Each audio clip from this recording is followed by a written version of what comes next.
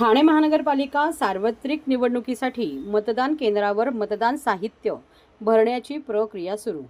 ठाणे महानगरपालिका सार्वत्रिक निवडणुकीच्या पार्श्वभूमीवर 15 जानेवारी 2026 रोजी होत असलेल्या मतदानासाठी मतदान केंद्रावर लागणारे मतदान साहित्य भरण्याची प्रक्रिया सुरू झाली आहे. आगामी मतदान प्रक्रिया सुरळीत, पारदर्शक व कोणत्याही अडथळ्याविना पार पडावी यासाठी निवडणूक प्रशासनाकडून काटेकोर नियोजन करण्यात येत असल्याची माहिती आयुक्त तथा निवडणूक अधिकारी सौरवराव यांनी नमूद केले. ठाणे महानगरपालिका क्षेत्रातील 9 प्रभाग समिती निहाय एकूण 2013 मतदान केंद्रे निश्चित करण्यात आली आहे.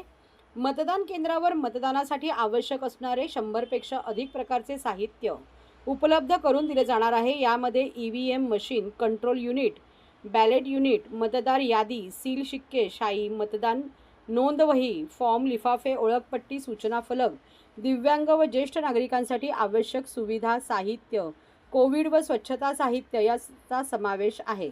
सदर साहित्याची तपासणी, मोजणी व वर्गीकरण करून संबंधित प्रभागनिहाय पॅकेट्स तयार करण्यात येत असून प्रत्येक मतदान केंद्रासाठी स्वतंत्रपणे साहित्य भरण्याची प्रक्रिया राबवली जात आहे. या संपूर्ण प्रक्रियेवर निवडणूक निर्णय अधिकारी, सहाय्यक निवडणूक अधिकारी तसेच निरीक्षकांचे बारकाईने नियंत्रण ठेवण्यात येत आहे.